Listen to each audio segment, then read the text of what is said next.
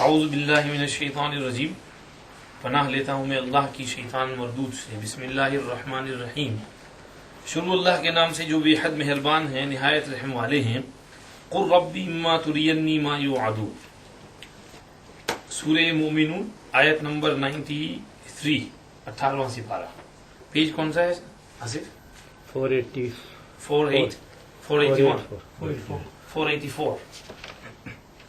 سورہ مومنون، 5واں رکوع۔ اللہ رب العزت والجلال ارشاد فرماتے ہیں، بسم اللہ الرحمن الرحیم، قل ربی اما ترینی ما یوعدون، کہہ دیجئے اے میرے رب اگر تو مجھ کو دکھانے لگے جو ان سے وعدہ ہوا ہے، ربی فلا تجعلنی فی القوم الظالمین، تو اے رب مجھ کو نہ کیجیو ان ظالم لوگوں میں، وَإِنَّا عَلَىٰ أَن نُرِيَكَ مَا نَعِدُهُمْ لَقَادِرُونَ، بے شک ہم تو قدرت رکھتے ہیں کہ آپ کو دکھلا دیں وہ چیز جو ان سے وعدہ کر دیا ہے۔ ادفع باللتی ہی احسن السیئہ، بری بات کے جواب میں وہی کہو جو بہتر ہے۔ نحن اعلم بما یصفون، ہم خوب جانتے ہیں جو کچھ یہ لوگ بیان کرتے ہیں۔ وقل رب اعوذ بک من ہمزات الشیاطین، اور کہہ دیجیے اے میرے رب میں تیری پناہ چاہتا ہوں شیطان کی چھیڑ چھاڑ سے۔ وَأَعُوذُ بِكَ رَبِّ أَن يَحْضُرُونَ، اور میں تیری پناہ چاہتا ہوں اس سے کہ اے رب وہ میرے پاس آئیں۔ سورہ مومنون چل رہی ہے۔ اللہ رب العزت والجلال اس صورت میں ایمان والوں کی کچھ اوصاف بیان فرمائیں، قد افلح المؤمنون سے، پھر پچھلے سبق میں بھی ان الذین هم من خشیۃ ربهم مشفقون سے ایمان والوں کے کچھ احوال اوصاف بیان کیے، اور اس کے بالمقابل جو نہیں مانتے ہیں اللہ رب العزت والجلال نے ان کے کچھ اشکال اعتراضات کے جواب دیے۔ اللہ نے پیچھے کہا کہ اللہ کی قدرت کی باتیں جب ان سے بیان کی جاتی ہیں کہ اللہ کی قدرت بڑی عظیم ہے، اسی نے تو تم کو پیدا کیا، تم کو کان دیے، دل دیے اور آنکھ دیں، اور تمہارے لیے کھانے پینے کی چیزیں بنائیں، خود تم کو پیدا کیا، تمہیں اس کے پاس جانا ہے، وہ زندگی دیتا ہے، موت دیتا ہے، رات دن اس کے قبضے میں ہیں، تو کیا وہ اللہ تم کو دوبارہ قبر سے نہیں کھڑا کر سکتا؟ تم اشکال کرتے رہتے ہو کہ دوبارہ کہاں اٹھیں گے۔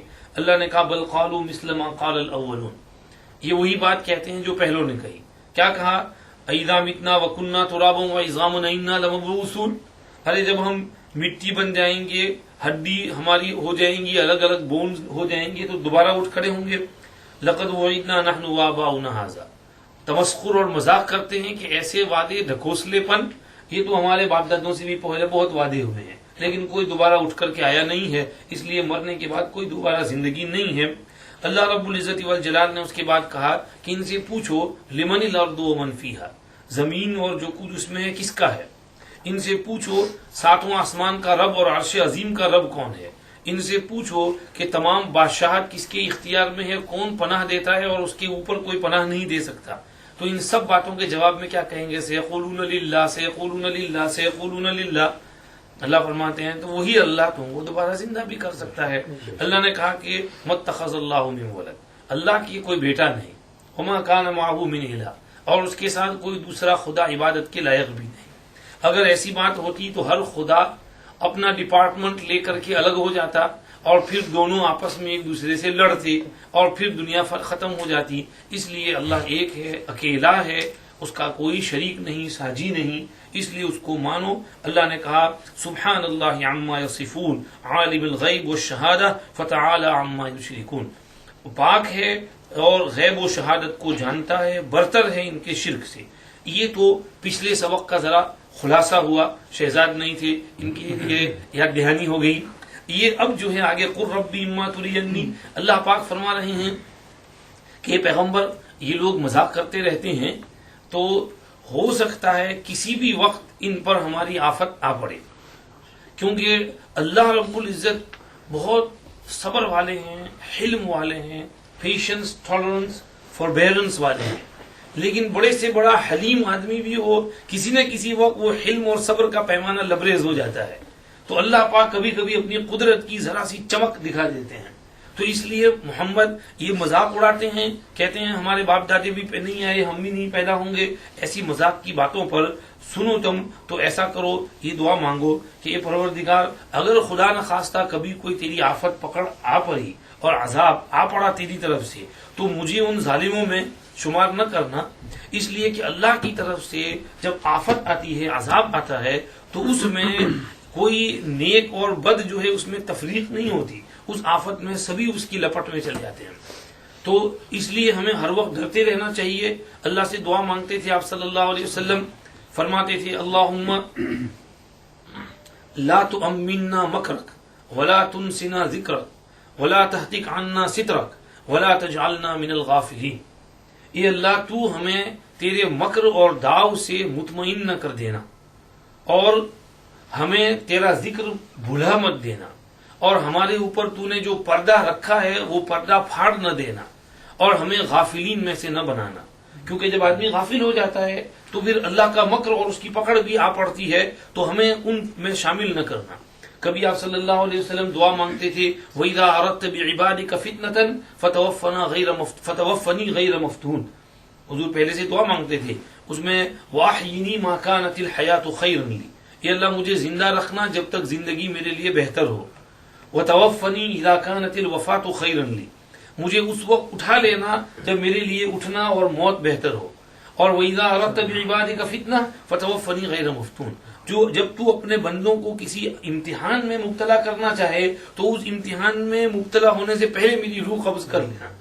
تو یہ کہہ رہی ہیں کہ محمد آپ یہ دعا مانگتے رہو کہ پروردگار اگر کبھی تیری پکڑ تیرے بندوں پر آوے اور ان کی استہزاء اور مذاق اور سخریہ اور اللہ کے سامنے دھتائی اور اس کے انکار کی پاداش میں، تو مجھے ان ظالموں میں شمار نہ کرنا، اور سمجھیے اللہ نے دھمکی سنا دی وَإِنَّا عَلَىٰ أَن نُرِيَكَ مَا نَعِدُهُمْ لَقَادِرُونَ، جو ہم نے وعید سنائی ہے تو اس وعید کے دکھانے پر ہم قدرت رکھتے ہیں، ہمارے بس میں ہے کہ ہم وہ ساری وعیدیں پوری کریں، لیکن ہم نہیں کرتے ایسا۔ اللہ اکبر، دیکھتے نہیں ذرا سا اللہ اپنی قدرت کی چمک دکھاتے ہیں تو کیا ہوتا ہے، برما میں 200,000 پیپل ڈیڈ اور 2.5 ملین پیپل ڈسپلیسڈ، چائنا کے اندر ابھی تو 40,000 ان اکاؤنٹڈ فور، اور ایٹ لیسٹ 28,000، ایک جگہ 10 دوسری جگہ 18,000 کنفرم ڈیڈ، اور یہ پتہ نہیں کہاں تک جائے گا، اور انفراسٹرکچر کا جو کچھ ہے، بلڈنگیں جو ٹوٹی ہیں اور پتہ نہیں ڈیم جو نقصان ہوئے ہیں، یہ ذرا سا اللہ نے زمین کو ہلایا ہے 7.9 ریکٹر اسکیل پر، اور قیامت کا جب جھٹکاڑا آئے گا تو ساری زمین ہلے گی، تو کون اس کی تاب لا سکے گا؟ تو اللہ فرماتے ہیں کہ بھئی اللہ کے داؤ سے اور اللہ کی پکڑ سے آدمی کو نڈر نہیں ہو جانا چاہیے، بے خوف نہیں ہو جانا چاہیے، چھاتی نہیں نکالنی چاہیے، ہر وقت جھکے رہنا چاہیے اللہ کے سامنے۔ یہ چیز اللہ کو پسند ہے، یہ اللہ جگہ جگہ افامنوا مکر اللہ فلا یأمن مکر اللہ الا القوم الخاسرون، کیا لوگ اللہ کے مکر سے مطمئن ہو گئے ہیں؟ اللہ کے مکر سے وہی مطمئن ہوتے ہیں جو خسارے اٹھانے والے، نقصان میں پڑنے والے ہوتے ہیں۔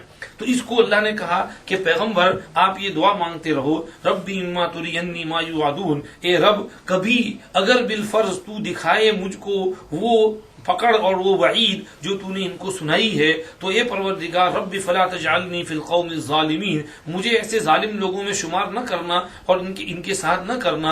اللہ کہتے ہیں ہاں وَإِنَّا عَلَىٰ أَن نُرِيَكَ مَا نَعِدُهُمْ لَقَادِرُونَ، بے شک ہم آپ کو وہ چیز دکھانے پر قادر ہیں جس کا ہم نے ان سے وعدہ کر رکھا ہے۔ اللہ فرماتے ادفع باللتی ہی احسن السیئہ، آپ برے رستے کو بھلے طریقے سے دفع کیجئے، آپ کے ساتھ کوئی برائی کرے تو آپ اس کے ساتھ برائی مت کیجئے، اس کے ساتھ اچھا سلوک کیجئے۔ اللہ پاک دوسری جگہ بھی فرماتے ہیں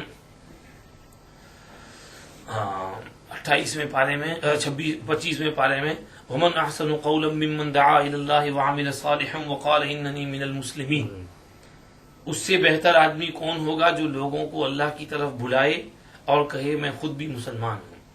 اللہ فرماتے ہیں وَلَا تَسْتَوِي الْحَسَنَةُ وَلَا السَّيِّئَةُ، بھلائی اور برائی برابر نہیں ہے۔ وَلَا تَسْتَوِي الْحَسَنَةُ وَلَا السَّيِّئَةُ ادْفَعْ بِالَّتِي هِيَ أَحْسَنُ فَإِذَا الَّذِي بَيْنَكَ وَبَيْنَهُ عَدَاوَةٌ كَأَنَّهُ وَلِيٌّ حَمِيمٌ، آپ برائی کو دفع کرو بھلائی کے ذریعے سے، تو ایسا ہوگا کہ آپ کے اور جس کے درمیان دشمنی ہے وہ آپ کا جگری دوست بن جائے گا. دیکھے گا کہ میں ان کو ستاتا ہوں اور یہ میرے ساتھ اتنا اچھا سلوک کرتے ہیں تو میں کیوں ان کے ساتھ اس طرح کروں. اگر وہ ذرا بھی شریف ہوگا تو وہ آپ کے ساتھ دوستی کرنے لگے گا, آپ کی محبت اس کے دل میں آ جائے گی. تو اللہ پاک نے جگہ جگہ ہم کو کہا, نبی صلی اللہ علیہ وسلم نے ہم کو کیا سکھایا, سل من قطعک واعف عمن ظلمک واحسن الی من اساء الیک. جو تمہارا رشتہ توڑے تم اس کا رشتہ جوڑو, اور جو تم پر ظلم کرے تم اس کو معاف کرو, اور جو تمہارے ساتھ برا سلوک کرے تم اس کے ساتھ اچھا سلوک کرو. تو ہم کو تو یہ ہدایت دی گئی ہے کہ ہم جو ہے برائی کو برائی کے ساتھ دفع نہ کریں بلکہ برائی کو بھلائی سے دفع کریں. نبی کریم صلی اللہ علیہ وسلم کے اوصاف جہاں بیان ہوئے وہاں آتا ہے, اس میں لفظ ہے تورات کے اندر اب صلی اللہ علیہ وسلم کے اوصاف لکھے ہیں, یا ایھا النبی انا ارسلناک شاہدا ومبشرا ونذیرا, آگے وحرزا للامیین سمیتک المتوکل لیس بفظ ولا غلیظ ولا یجزی السیئۃ بالسیئۃ ولکن یعفو ویصفح. وہاں یہ الفاظ ہیں کہ نبی پاک صلی اللہ علیہ وسلم روڈ نہیں ہیں, فاؤل ماؤتھڈ نہیں ہیں, شور مچانے چلانے والے نہیں ہیں, اور برائی کا بدلہ برائی سے نہیں دیتے بلکہ معاف کرتے ہیں, درگزر کرتے ہیں. تو آپ صلی اللہ علیہ وسلم کی پوری لائف دیکھ لو, منافقین حضور کو کتنا ستاتے تھے, لیکن ان تمام ستانے کے باوجود حضور صبر سے کام لیتے تھے. 5 مرتبہ کچھ صحابہ جوش میں بھی آ جاتے تھے, کہتے تھے ہمیں اجازت دیجیے ہم ان کو ختم کریں. آپ صلی اللہ علیہ وسلم فرماتے تھے نہیں, لوگ یہ کہیں گے محمد اپنے آدمیوں کو مارتا ہے تو یہ بات میں کوئی نہیں, میں صبر سے کام لے لوں گا, لیکن کسی کو قتل نہیں کرنے کی اجازت نہیں دی. کسی بڑے منافق کو بھی حضور نے کبھی یہ نہیں کہا کہ اس کو مار ڈالو, اس کے ساتھ بھی حضور نے اچھا رویہ کیا. حتیٰ کہ جو منافقوں کا سردار تھا عبداللہ ابن ابی بن سلول, جو سب سے زیادہ ستاتا تھا, جس نے حضرت عائشہ پر تہمت لگانے کے سلسلے میں سب سے بڑا رول ادا کیا تھا, تو ایسے آدمی نے جس نے حضور کی اہلیہ کے بارے میں حضور کو ستایا تھا, وہ بھی جب انتقال کرتا ہے تو حضور خود اس کا جنازہ پڑھتے ہیں اور اس کے کفن میں اپنا قمیص اس کو پہناتے ہیں. اس کا بیٹا کہتا ہے حضور آپ کا قمیص دیجئے, حضور کہتے ہیں بہت اچھا, اپنا قمیص اتارتے ہیں اور بھیجتے ہیں, حضور کے قمیص میں اس کو کفن دیتے ہیں. حضور خود آتے ہیں نماز پڑھنے کے لیے, حضرت عمر پیچھے سے کھینچتے ہیں کہ رسول اللہ آپ کیا کر رہے ہیں, اس نے فلاں دن ایسا کہا تھا, فلاں دن یہ کیا تھا, فلاں دن ایسا کیا تھا.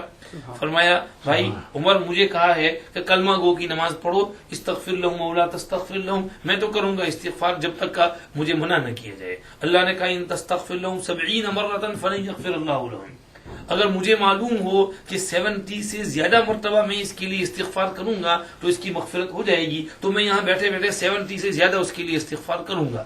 تو میرا کام تو دعا مانگنا ہے, آگے باقی کام اللہ کا ہے. تو یہ حضور کا نیچر تھا. تو اس کو یہاں پر کہا کہ اے محمد ادفع باللتی ہی احسن السیئۃ, اگر کوئی کافر کوئی مشرک آپ کے ساتھ بدسلوکی کرے تو آپ اس کے ساتھ اچھا معاملہ کرو اور اس کے ذریعے سے اس کی برائی کو دفع کرو. نحن اعلم بما یصفون, ہم خوب جانتے ہیں جو کچھ یہ لوگ بتاتے ہیں اور بیان کرتے ہیں. دروازہ بند رکھنا ہے. ہم خوب جانتے ہیں جو یہ لوگ بیان کرتے ہیں, یعنی اللہ پاک فرماتے ہیں کہ محمد مجھے پتا ہے کہ یہ لوگ خود مجھے بھی ستاتے ہیں, یعنی اللہ کو بھی کہتے ہیں کہ اللہ کا بیٹا ہے, اللہ کی بیٹیاں ہیں, اور اللہ کے ساتھ شرک کرتے ہیں اور معبودوں کی عبادتیں کرتے ہیں اور پتہ نہیں کیا کیا الفاظ بولتے ہیں. خود اس گئے گزرے دور میں بھی اخبار میں کوئی نہ کوئی آئے دن پیپروں کے اندر کارٹون بنا دیتے ہیں اور گاڈ کی مذاق اڑاتے ہیں, گاڈ یہ اور گاڈ ویسا اور نعوذ باللہ. تو اللہ رب العزت کو کتنی تکلیف ہوگی جب اللہ کو گالی دیتے ہیں. اللہ کہتے ہیں مجھے خوب پتا ہے جو کچھ یہ لوگ بیان کرتے ہیں, لیکن میں پھر بھی ان کو نہیں کرتا. تو آپ بھی, ہم کو حکم ہے تخلقوا باخلاق اللہ, اپنے اندر اللہ کی صفات پیدا کرو. تو اللہ رب العزت بڑے حلیم, بڑے صبور, بہت معاف کرنے والے. تو محمد آپ بھی اسی رویے کو اختیار کرو. اس کو کہا نحن اعلم بما یصفون. آگے فرمایا وقل رب اعوذ بک من همزات الشیاطین واعوذ بک رب ان یحضرون, کہہ دیجئے پروردگار میں تیری پناہ لیتا ہوں شیطان کی چھیڑ چھاڑ سے, اور میں تیری پناہ لیتا ہوں اس سے کہ وہ میرے پاس آئیں. مطلب اس کا یہ کہ محمد آپ انسان ہیں, اگر بتقاضۂ بشریت کبھی آپ کو غصہ آ گیا اور کسی کافر کے کچھ کہنے پر, ستانے پر طبیعت ایک دم جوش میں آ گئی, تو آپ فوراً یہ دعا پڑھ لو رب اعوذ بک من همزات الشیاطین, کہ یہ غصے میں آ جانا یہ بھی شیطان کی چھیڑ چھاڑ اور اس کا چونکا مارنا ہے, اس نے چونکایا ہے مجھ کو. تو شیطان کے وسوسوں سے اور اس کے چھیڑنے سے اے اللہ میں تیری پناہ لیتا ہوں، اور اس سے بھی پناہ لیتا ہوں کہ ان یحضرون، وہ میرے پاس آئیں اور مجھ پر مسلط ہوں، تو میری اس سے حفاظت کر۔ تو یہ ہم کو سکھایا گیا ہے کہ اس دعا کو پڑھتے رہیں۔ نبی پاک صلی اللہ علیہ وسلم بعض مرتبہ خود اس دعا کو پڑھتے تھے۔ صحیحین میں روایت ہے آپ صلی اللہ علیہ وسلم صبح کو دعا مانگتے تھے، اعوذ باللہ السمیع العلیم من الشیطان الرجیم من ہمزہ ونفخہ ونفثہ، میں پناہ لیتا ہوں اللہ کی جو سمیع و علیم ہے شیطان مردود سے، شیطان کے چھیڑ چھاڑ سے، اس کے پھونکنے سے اور اس کے تھوکنے سے، میں اللہ کی پناہ لیتا ہوں شیطان کے ان اثرات سے۔ ایک اور روایت میں آپ صلی اللہ علیہ وسلم نے فرمایا اگر کسی کو شیطان کی طرف سے کوئی تکلیف پہنچے اور ستانے کی کا احساس ہو تو وہ دعا پڑھے، اعوذ باللہ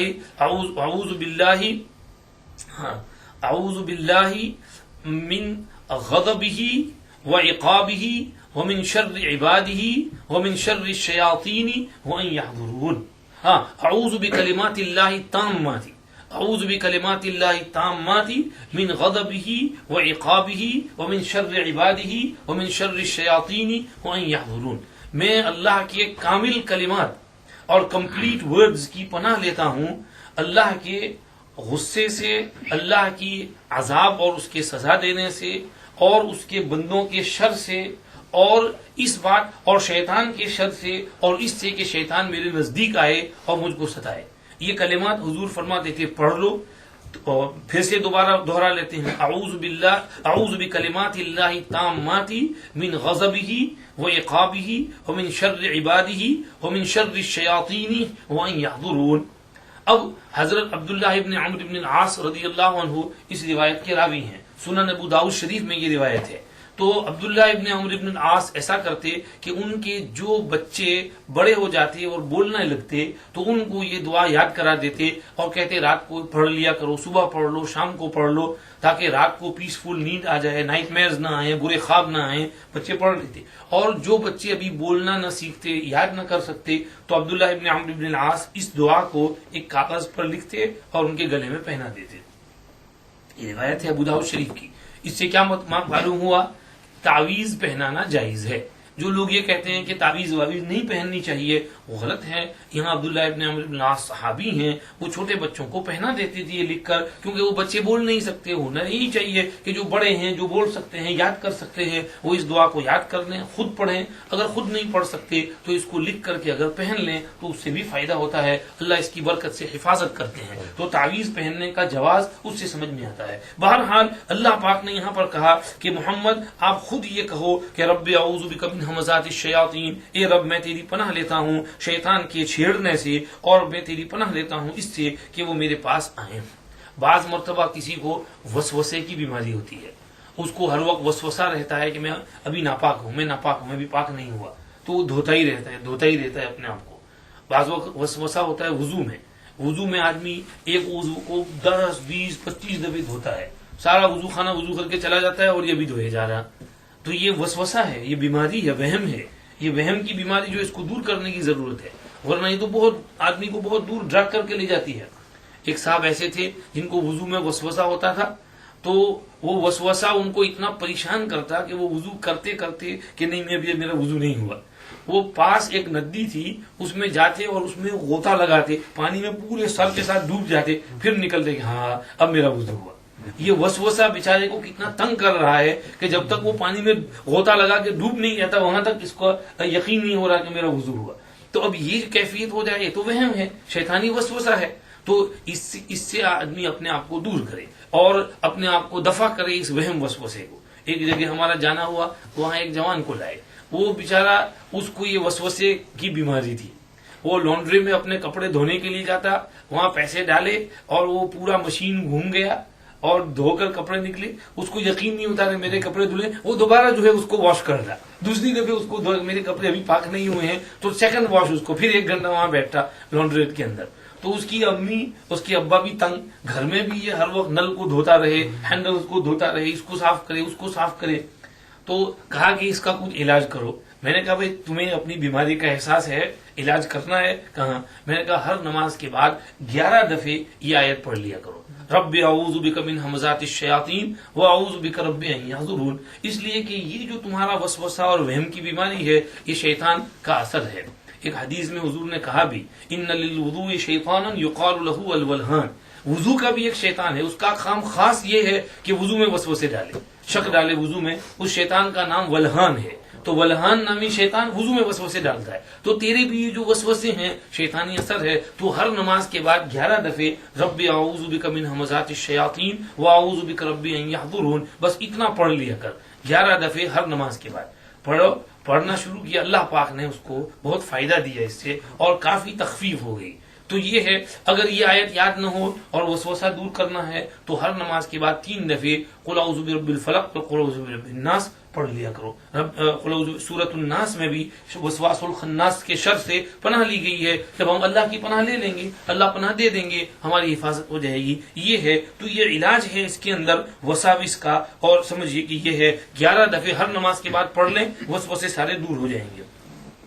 آگے اللہ پاک فرماتے ہیں حتی اذا جاء احدهم الموت قال رب ارجعون، یہاں تک کہ جب ان کے پاس موت آ پہنچے تو کہتے ہیں یہ رب مجھ کو پھر دنیا میں بھیج دے، مجھ کو واپس لوٹا دے۔ حتی اذا جاء احدهم الموت لعلی اعمل صالحا، شاید میں وہاں کچھ نیک کام کر کے آؤں، فیما ترکت، اس میں جو میں نے پیچھے چھوڑا ہے۔ اللہ فرماتے ہیں کلا، ہرگز نہیں، انہا کلمۃ هو قائلها، یہ ایک کلمہ اور جملہ ہے جو وہ یوں ہی کہہ رہا ہے، وَمِن وَرَائِهِمْ بَرْزَخٌ إِلَى يَوْمِ يُبْعَثُونَ، اور ان کے پیچھے ایک پردہ ہے، برزخ ہے، یہاں تک کہ وہ اٹھائے جائیں۔ حتی اذا جاء احدهم الموت، اللہ پاک فرماتے ہیں پیچھے جو کافروں کا مسخرہ پن اور استہزاء اور سخریہ، مذاق اور موکری اور فن جو میں نے بیان کیا، یہ ان کی حالت رہے گی۔ محمد آپ اللہ سے دعا مانگ لو، باقی سمجھیے کہ چھوڑو ہمارے اوپر، ان کی حالت کہاں تک رہے گی؟ اللہ فرماتے ہیں یہاں تک رہے گی کہ جب ان میں سے کسی کو موت آ جائے۔ جب موت آنے لگتی ہے اور وہ سارا منظر سامنے کھل جاتا ہے، ملک الموت سامنے آ جاتے ہیں، فرشتے دکھائی دینے لگتے ہیں، اور سارا وہ منظر کھل جاتا ہے، اور عالم الغیب جو ہے وہ مشاہدہ بن جاتا ہے، تو اس وقت وہ کہتے ہیں رب ارجعون، اے رب مجھے واپس جانے دے، مجھے دنیا میں واپس جانا ہے۔ اور یہ بات کافر تو کہے گا ہی کہے گا، وہ اپنی زندگی کو سمجھے گا کہ میں نے کیا کر دیا، یہ تو سب میں نے جو سنا تھا، مسلمان جو باتیں کرتے تھے وہ تو سچ نکلا، موت کے بعد یہ تو دوسری زندگی ہے، اور میں تو کہتا تھا کچھ نہیں، یہ تو ہے کچھ اور ماجرا نظر آ رہا ہے۔ تو کہے گا یہ پروردگار مجھے ذرا واپس جانے دے، تھوڑا ایک اور چانس دے دے، میں بلیو بھی کر لوں اور کچھ نیک عمل بھی کر لوں، لعلی اعمل صالحا۔ لیکن اس وقت اللہ کہتے ہیں کلا، نہیں، اب نہیں، اب تیرا ٹائم گیا، اور تیرا جو ٹائم تھا اس وقت کچھ کرنا چاہیے تھا، اس وقت کیوں کچھ نہیں کیا؟ کافر تو کہے گا ہی کہے گا، بلکہ سورہ منافقون کی آخری آیت کہتی ہے بعض مسلمان بھی اس جملے کو کہیں گے۔ اللہ پاک فرماتے ہیں وَأَنفِقُوا مِمَّا رَزَقْنَاكُمْ مِن قَبْلِ أَن يَأْتِيَ أَحَدَكُمُ الْمَوْتُ فَيَقُولُ رَبِّ لَوْلَا أَخَّرْتَنِي إِلَىٰ أَجَلٍ قَرِيبٍ فَأَصَّدَّقَ وَأَكُن مِّنَ الصَّالِحِينَ وَلَن يُؤَخِّرَ اللَّهُ نَفْسًا إِذَا جَاءَ أَجَلُهَا وَاللَّهُ خَبِيرٌ بِمَا تَعْمَلُونَ۔ اللہ فرماتے ہیں وَأَنفِقُوا مِمَّا رَزَقْنَاكُمْ، خرچ کرو اس روزی سے جو ہم نے تمہیں دی ہے، من قبل ان یأتی احدکم الموت، اس سے پہلے کہ موت آ جائے تم میں سے کسی کو، فیقول، پھر کہنے لگے رب لولا اخرتنی، مجھے تھوڑا اور ٹائم دے دیتا میرا رب، الی اجل قریب، قریب زمانے تک، فاصدق، میں کچھ صدقہ خیرات کرتا، واکن من الصالحین، نیک بن جاتا۔ اللہ کہتے ہیں ولن یؤخر اللہ نفسا اذا جاء اجلها، کسی شخص کا جب ٹائم آ جاتا ہے تو اللہ اس کو بالکل ڈیلے نہیں کرتے ہیں۔ واللہ خبیر بما تعملون، اللہ کو پتہ ہے جو کچھ تم کرتے ہو، اس لیے اپنے عمل کو درست کرو، صدقہ خیرات کرو، اللہ کی راہ میں خرچ کرو، آگے بھیجو، یہ اللہ پاک تاکید کر رہے ہیں۔ اللہ نے یہ جو یہاں رب ارجعون کہ کافر مرتے وقت کہتا ہے رب ارجعون، یہ مرتے وقت تو بولتا ہی ہے، لیکن اس کے بعد آگے جہنم میں جائے گا پھر بھی یہ کہے گا وَتَرَى الظَّالِمِينَ لَمَّا رَأَوُا الْعَذَابَ يَقُولُونَ هَلْ إِلَى مَرَدٍ مِّن سَبِيلٍ، ظالم جب عذاب دیکھیں گے تو کہیں گے حل الی مرد من سبیل، واپس جانے کا کوئی سبیل، کوئی رستہ ہو تو بتاؤ ذرا، ہم واپس دنیا میں ہو کر کے آئیں۔ یہ تو عذاب دیکھیں گے تب، ولو ترى إذ الظالمون في غمرات الموت والملائكة باسطوا أيديهم ولو ترى إذ وقفوا على النار فقالوا يا ليتنا نرد ولا نكذب بآيات ربنا ونكون من المؤمنين بل بدا لهم ما كانوا يخفون من قبل ولو ردوا لعادوا لما نهوا عنه وإنهم لكاذبون. اللہ کہتے ہیں اس وقت ایسی تمنائیں وش تو کریں گے، لیکن اگر بالفرض ہم ان کو واپس بھیج دیں دنیا میں تو وہ وہی حرکتیں کرنے لگیں جو پہلے کرتے تھے، اور وہ اپنے اس دعوے میں جھوٹے ہیں کہ ہم دنیا میں گئے تو نیک بن کر کے آئیں گے. سورہ مومن میں اللہ نے کہا ربنا امتنا اثنتین واحییتنا اثنتین فاعترفنا بذنوبنا فهل الى خروج من سبیل. پروردگار کوئی باہر نکلنے کا کوئی رستہ ہے، ہم دنیا میں جائیں اور نیک کام کر کے آئیں. تو یہ واپس آنے کی جو تمنا ہے یہ سب کریں گے، چاہیں گے کہ واپس دنیا میں آئیں، لیکن نہیں ہوگا. بلکہ سمجھیے کہ یہ آپ صلی اللہ علیہ وسلم جہاں جنت کا تذکرہ کرتے ہیں وہاں پر ایک اور مضمون ارشاد فرماتے ہیں کہ جنت میں جنتی چلے جائیں گے تو ان کو کسی بات پر افسوس نہیں ہوگا سوائے اس گھڑی کے جو دنیا میں اللہ کی یاد کے بغیر گزری ہو.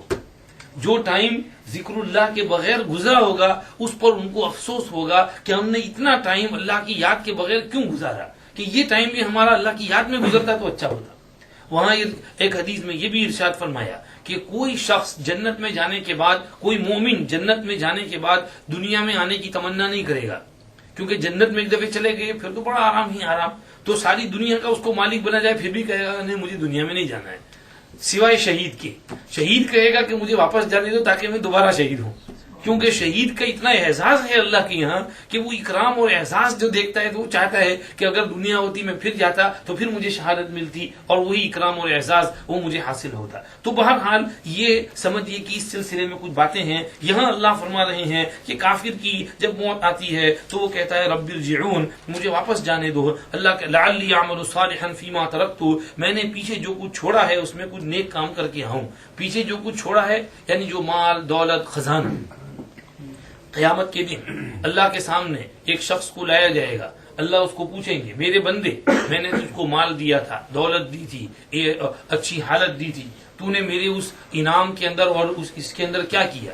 وہ کہے گا پروردگار میں نے اس مال کو بڑھایا، اس میں بزنس کی، اس کو انکریز کیا، بہت بڑا کر دیا، بہت سارا ڈھیر لگا دیا اور سارا میں جمع کر کے آیا ہوں، مجھے اجازت دو میں ابھی جا کر کے لاتا ہوں. اللہ فرمائیں گے نہیں مجھے وہ نہیں، میں یہ پوچھ رہا ہوں کہ تو یہاں میرے لیے کیا لایا ہے، میری جو نعمتیں تھی اس میں تو نے میری راہ میں خرچ کیا کیا، کیا تو نے؟ وہ کہے گا پروردگار میں نے بہت جمع کیا تھا، بہت وہاں پر ذخیرہ کیا تھا، وہ میں لے آتا ہوں ابھی. اللہ کہیں گے کہ نہیں وہ مجھے تو یہاں دیکھنا ہے کہ یہاں کیا لایا ہے تو میرے لیے. جب 3 بار یہ سوال جواب ہوگا اس کے پاس کوئی جواب نہیں ہوگا، پتہ چل جائے گا کہ اس نے کوئی نیک کام آگے بھیجا نہیں ہے، تو اللہ کہیں گے بھائی یہ تو سمجھیے اس کے پاس کوئی نیکی نہیں، اس کے پاس تو برائیاں ہی برائیاں ہیں، لے جاؤ اس کو پکڑ کے اس کو جہنم میں پھینک دیا جائے گا. کوئی نیکی ہے ہی نہیں اس کے پاس، سب برائیاں ہی برائیاں ہیں. تو اس لیے اللہ فرماتے ہیں کہ وہ کہے گا کہ میں جو پیچھے چھوڑ کر آیا ہوں اس میں نیک کام کروں. اللہ کہیں گے کلا، ہرگز نہیں، یہ بات ہو نہیں سکتی ہے کہ وہ واپس جائے اور نیک کام کر کے آئے. انہا کلمۃ هو قائلها، یہ تو ایک جملہ ہے، وہ ایسے ہی بول رہا ہے. بعض مرتبہ آدمی ایسے ہی بولتا ہے ایسی باتیں لیکن کرنے کی نیت اس کی ہوتی نہیں ہے. وہ ایک شخص کی یہاں کوئی مہمان آیا، اس نے پوچھا جی چائے وائے پئیں گے؟ تو مہمان بھی ہوگا، انہوں نے کہا جو چائے پلا. تھوڑی دیر بعد یہ تھا ہاں جی بھائی معاف کیجیے وہ گھر میں چائے کی پتی نہیں، دودھ نہیں ہے، یہ نہیں ہے چائے بنانے. کسی نے کہا کہ بھائی چائے وغیرہ کا بندوبست نہیں تھا تو پوچھا کیوں تو نے؟ ابا بولتا تھا پوچھنے میں کوئی حرج نہیں. کہنے لگا میرے ابا نے بولا تھا پوچھنے میں کوئی حرج نہیں ہے، پوچھ لینا چاہیے، اس میں کیا ہے، پلانا نہ پلانا، کھلانا نہ کھلانا یہ اپنا کام ہے، پوچھ لینے میں کیا جاتا ہے. تو بعض مرتبہ بعض آدمیوں کا میننگ نہیں ہوتا، ایسے ہی بول دیتے ہیں. تو پوچھنے ابا بولتا پوچھنے میں کوئی حرج نہیں، پوچھا کیوں؟ تو یہ بھی ایسے ہی بول رہا ہے کہ مجھے واپس بھیج دیا جائے تو میں نے ایک کام کر کے آؤں. حالانکہ اگر وہ واپس آئے پھر وہی کرے جو پہلے کرتا تھا، وہی کفر، وہی شرک، وہی رویہ، نیچر ہی اس کا ایسا ہے.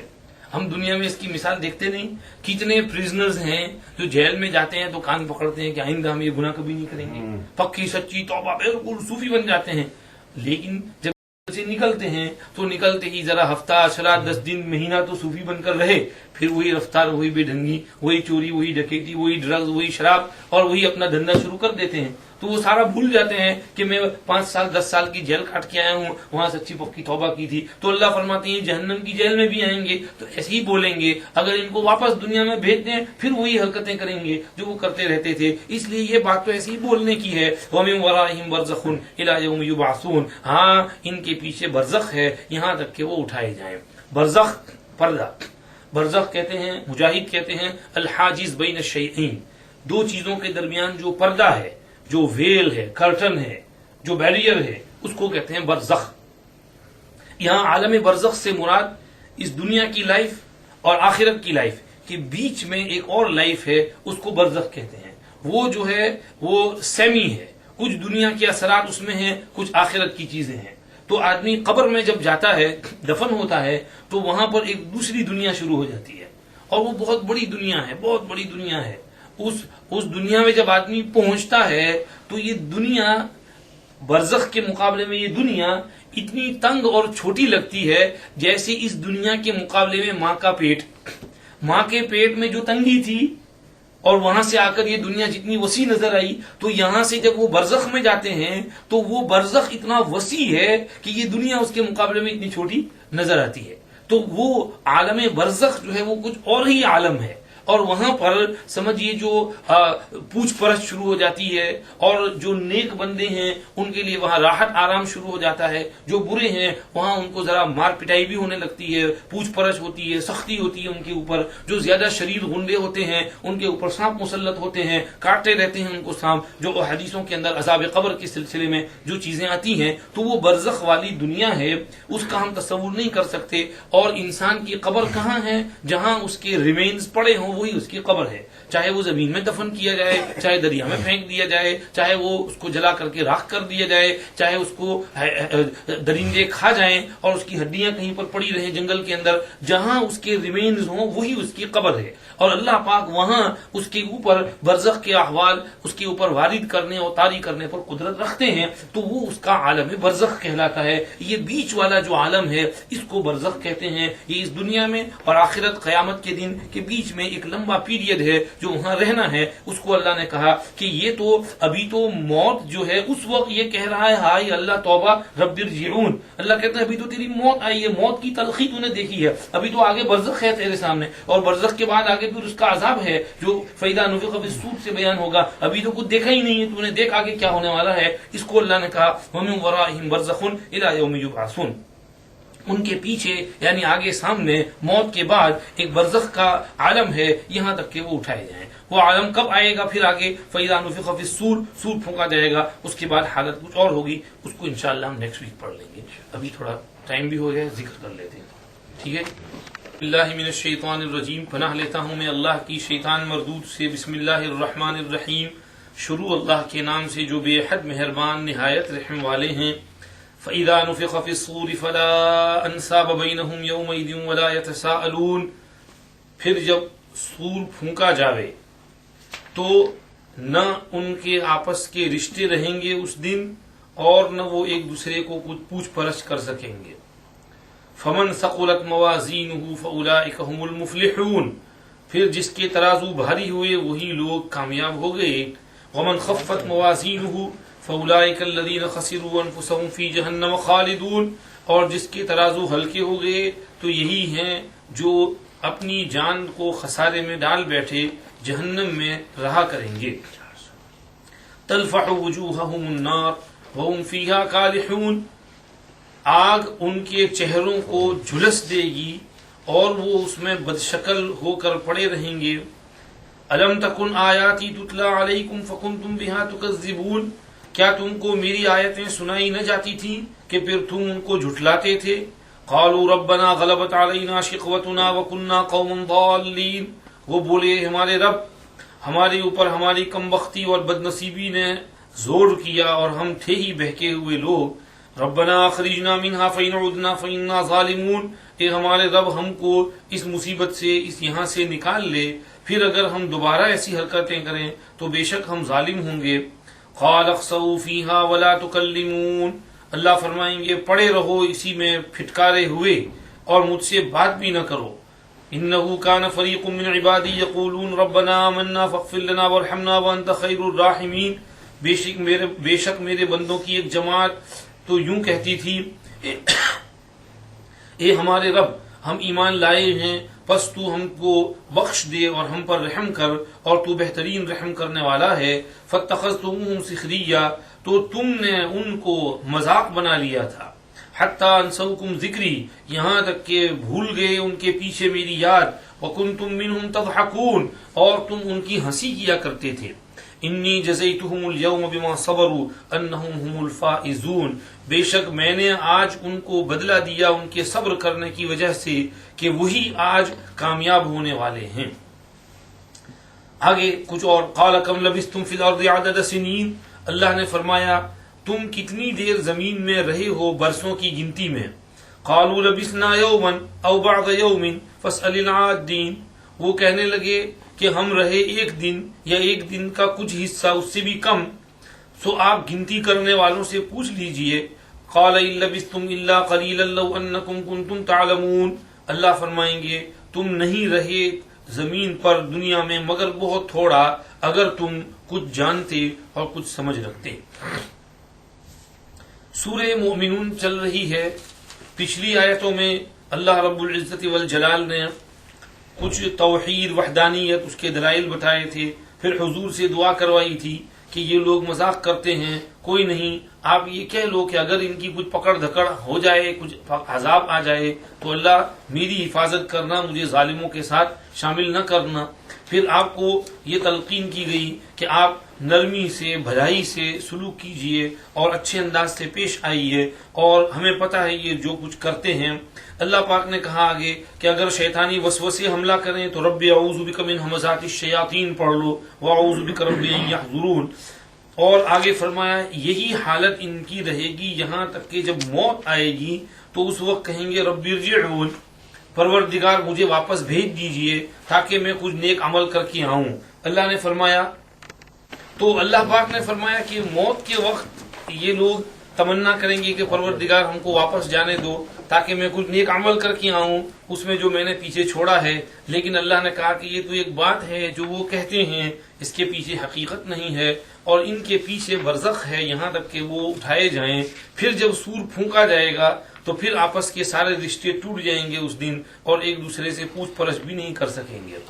دو چیزیں یہاں جاننے کی ہیں، ایک تو یہ کہ موت کے وقت کیا کیفیت ہوتی ہے۔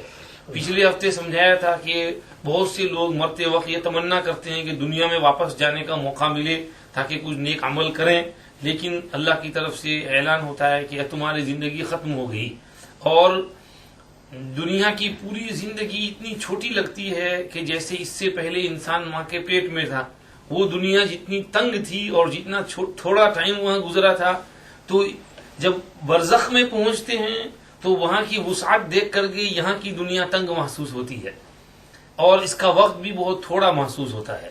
تو اس کا پہلے ہی سے ہمیں احساس اور اندازہ ہو جانا چاہیے۔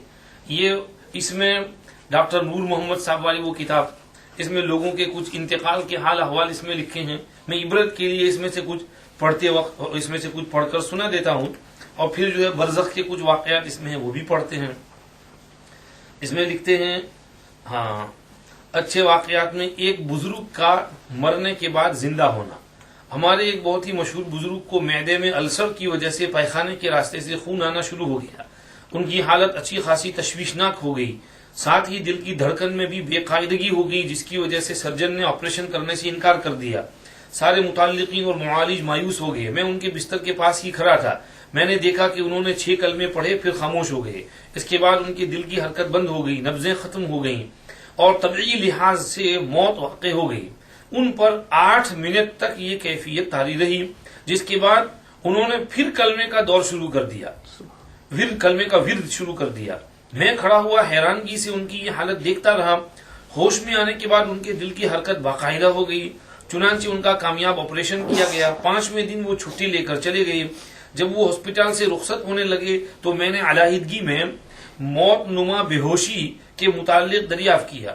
انہوں نے بتایا کہ 2 فرشتے مجھے جنت البقیع میں لے گئے، یعنی مدینہ شریف، اور مجھے میری قبر کی جگہ دکھائی۔ اسی دوران ایک تیسرا فرشتہ آیا اور اس نے کہا کہ اللہ جل جلالہ نے ان کو مزید مہلت دے دی ہے، چنانچہ مجھے واپس نشتر ہسپتال لایا گیا اور دوبارہ زندہ ہو گئی۔ آگے کچھ لمبا قصہ لکھا ہے، مرنے کے بعد بجلی کے جھٹکے سے کلمہ اور درود شریف پڑھنا۔ آگے مرتے وقت مسلمانوں کا آخری کلام لا الہ الا اللہ۔ آگے کچھ اور لوگوں کے دوسرے عبرتناک واقعات لکھے ہیں اس میں۔ ایک ڈاکٹر کے آخری کلمات، آخری وقت میں ریڈرز ڈائجسٹ طلب کر رہے تھے، ان کی بیگم ان کے پاس کھڑی ہوئی کلمہ کی تلقین کر رہی تھی۔ جب ان کا انتقال ہو گیا تو میں نے بیگم سے پوچھا کہ یہ کیا ماجرا تھا۔ انہوں نے بتایا کہ ڈاکٹر مرحوم کو ریڈرز ڈائجسٹ پڑھنے کا بہت شوق تھا، کیونکہ یہ آپ کی محبوب چیز تھی، اس لیے مرتے وقت اس کی طلب کی تھی۔ ایک زمیندار کے آخری کلمات، ایک زمیندار بار بار یہی دریافت کر رہا تھا کہ بھینس کو چارہ ڈالا کہ نہیں۔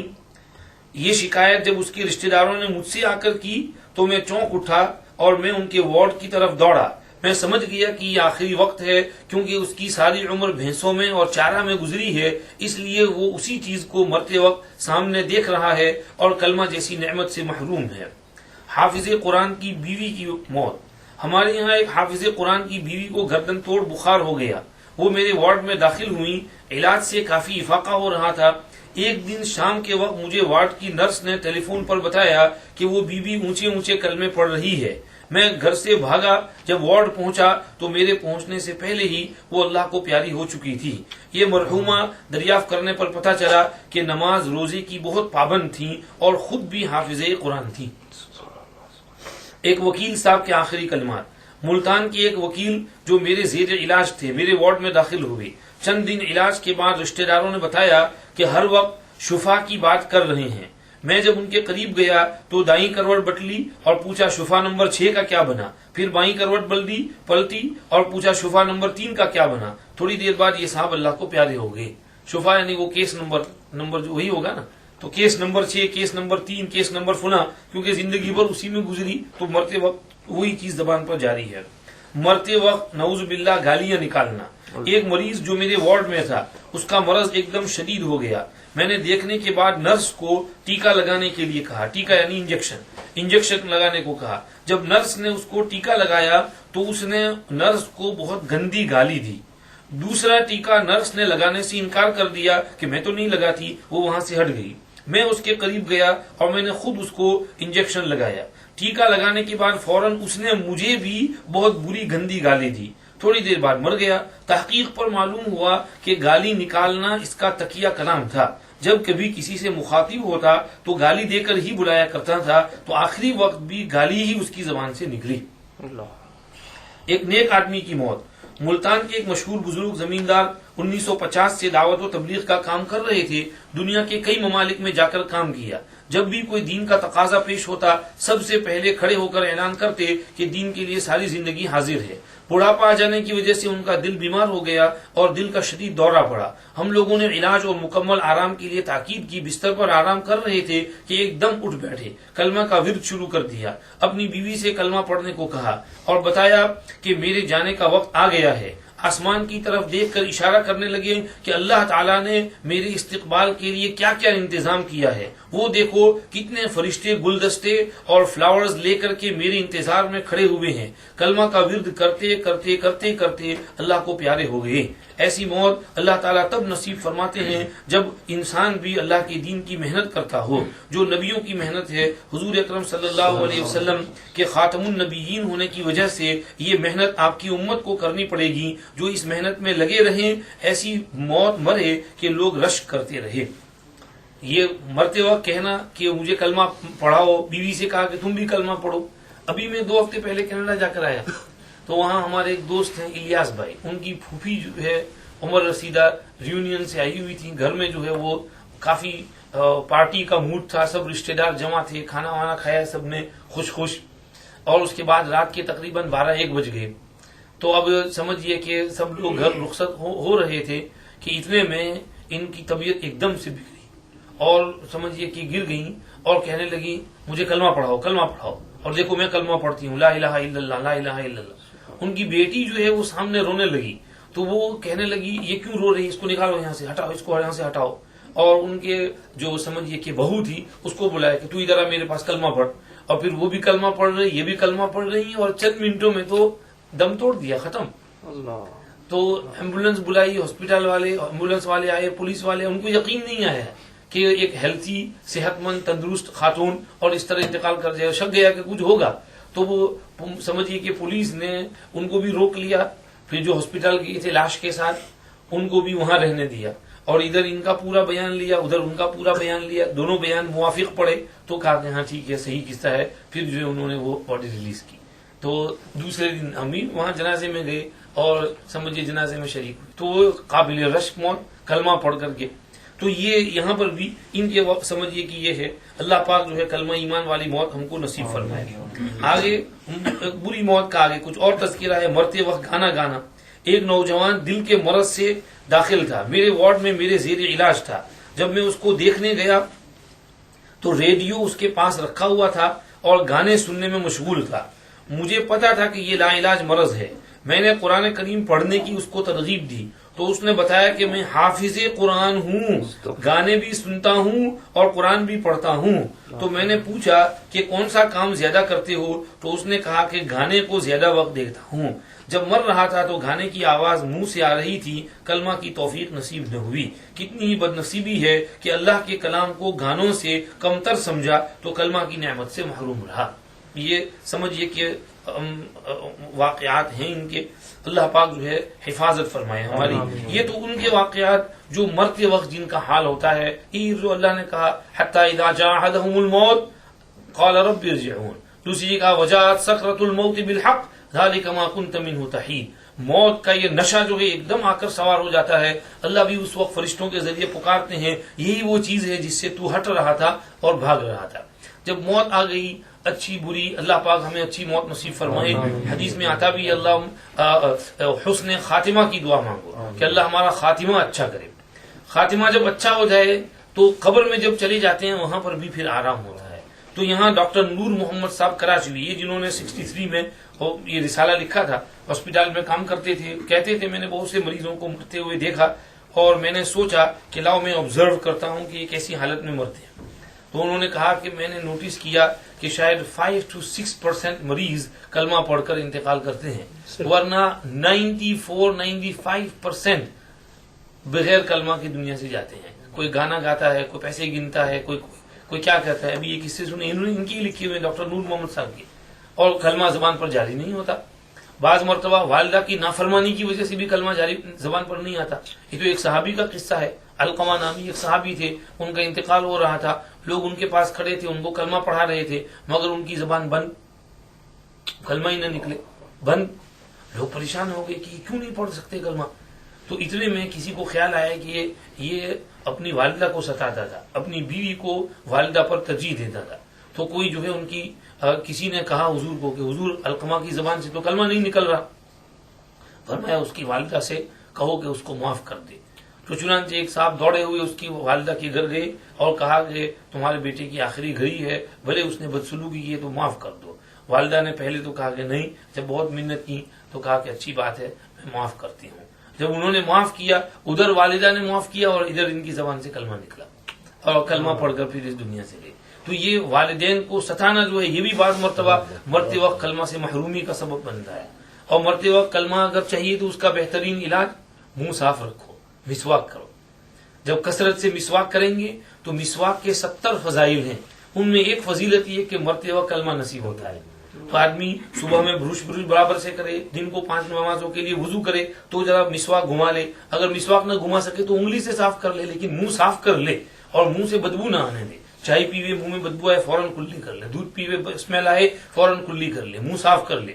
تو اپنی حالت ایسی رکھے کہ منہ کلین رہے، تو اس سے بھی سمجھیے سنت ہے۔ حضور بہت مسواک کرتے تھے، ہر نماز کے وقت مسواک کی تاکید کرتے تھے، تو اس سے بھی مرتے وقت کلمہ نصیب ہوتا ہے۔ بہرحال یہ تو مرنے والوں کا حال۔ آگے قبر کی زندگی، قبر میں بھی سمجھیے کہ اچھے اور برے حال احوال ہوتے ہیں۔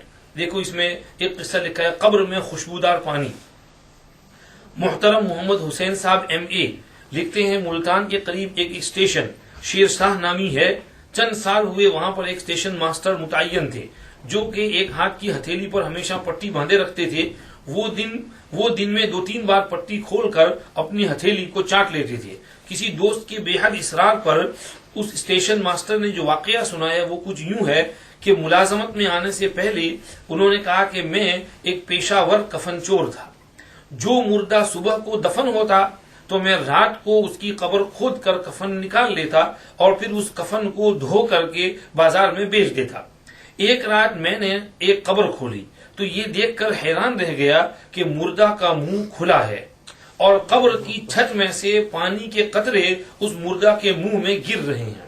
حالانکہ قبر کے باہر تمام جگہ خشک تھی، پانی کا نام و نشان بھی نہیں تھا.